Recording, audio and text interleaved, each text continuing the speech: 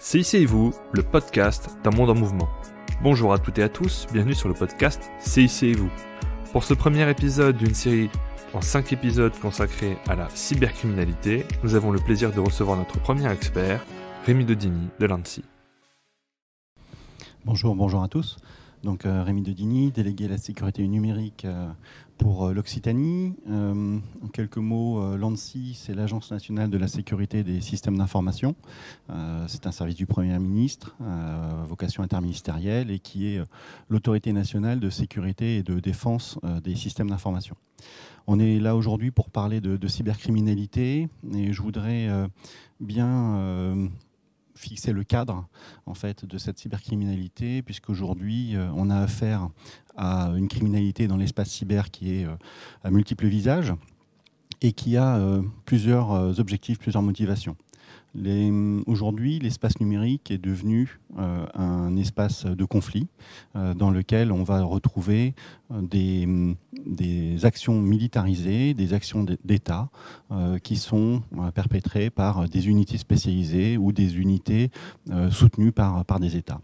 Première grande catégorie d'acteurs dans le domaine cyber. Deuxième grande catégorie, le tissu idéologique, les activistes qui souhaitent faire valoir, mettre en avant leurs propres valeurs et être présents sur la toile pour pouvoir justement occuper cet espace médiatique. Troisième grande catégorie qui va nous préoccuper plus concrètement aujourd'hui, le tissu cybercriminel et mafieux.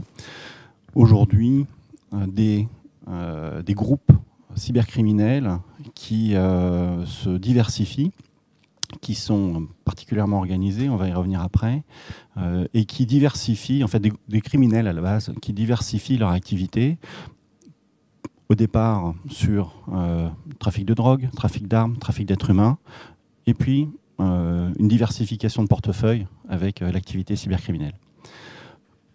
Quatrième grande catégorie, les hackers, les technophiles qui utilisent le cyberespace comme un moyen d'expression, pas forcément avec des actions adverses, mais qui sont en général assez proches des mouvances idéologistes et qui peuvent être également récupérés par d'autres composantes de ces cyberespaces. Les deux derniers, le vengeur pathologique, puisque le cyberespace commence dans votre entreprise également. Ça peut être un salarié, ça peut être un administrateur, ça peut être quelqu'un d'informatique, ça peut être n'importe qui est à l'intérieur du système et qui, pour des raisons personnelles, souhaite porter atteinte au système d'information et aux intérêts de l'entreprise. Et puis le dernier, le script kiddies, l'étudiant qui avait fait l'objet d'un film très intéressant dans les années 1983, War Games, le hacker à capuche au fond de son garage qui hack le Pentagone. Bien entendu, c'est l'image d'Épinal, c'est celle qu'on retient souvent en image, en perception en fait, de cette menace cyber. Et vous l'avez compris, c'est l'épaisseur du trait en matière de phénomènes et d'activités cyber.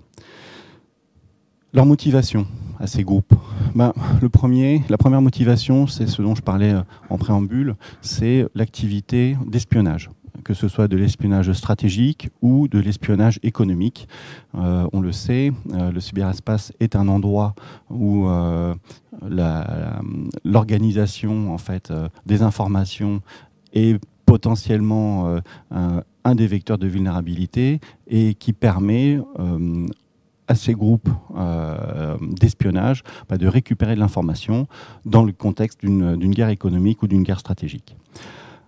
La deuxième motivation en fait, de ces groupes, et qui préoccupe particulièrement mon agence, l'ANSSI, c'est ce qu'on appelle le prépositionnement, c'est-à-dire la capacité de groupes d'influence ou de groupes étatiques à infiltrer des systèmes d'information, à s'installer dans ces systèmes de manière dormante et à pouvoir prendre la main à un instant de manière coordonnée sur différentes entités. Et c'est exactement ce qu'on cherche à éviter quand l'agence en fait, contrôle des opérateurs qu'on appelle d'importance vitale, qui sont en charge du traitement de l'eau, du traitement, de la production d'électricité ou de tous les services qui sont vitaux pour nos concitoyens.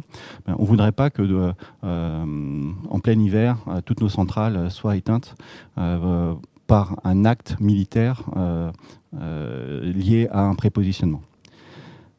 Troisième grande catégorie, et on en entend beaucoup parler depuis quelques années, c'est tout ce qui va être désinformation, propagande, cette capacité en fait qu'ont les médias sociaux et l'espace numérique à véhiculer, à propager de fausses nouvelles et à instiller de la désinformation dans le débat public. À cet effet, le gouvernement a créé en juillet dernier une agence similaire à l'ANSSI, qui est rattachée donc elle aussi au secrétaire général de la Défense et de la Sécurité nationale, une agence dédiée à la lutte contre cette désinformation, donc agence qui s'appelle Viginum. Deux autres menaces, objectifs, recherchés par ces acteurs du monde cyber, ces acteurs malveillants du monde cyber, c'est la destruction à distance ou la neutralisation, la mise hors capacité en fait de systèmes industriels ou de systèmes d'information dans le but de porter atteinte justement à la partie adverse et à faire perdre du temps, à décrédibiliser. Ça aussi, on retrouve également des activités liées à la déstabilisation. Phénomène particulièrement important dans la perspective qui s'annonce à nous avec l'Internet des objets, les IoT. Là aussi, un sujet d'intérêt pour l'agence sur lequel beaucoup de travaux sont engagés. Et puis le dernier, mais pas des moindres, de ces objectifs, c'est l'aspect lucratif qui va nous occuper ce matin, avec le gain financier qui est recherché principalement par le crime organisé et les cybercriminels. Je préférerais les appeler les criminels cyber d'ailleurs, parce qu'ils sont criminels avant tout. Merci à Rémi de Digny pour son éclairage sur les acteurs de la cybercriminalité et leurs objectifs. Et surtout merci à vous pour votre écoute. Nous espérons que ce premier épisode vous a plu. N'hésitez pas à le partager sur vos réseaux sociaux et laisser votre avis dans les commentaires.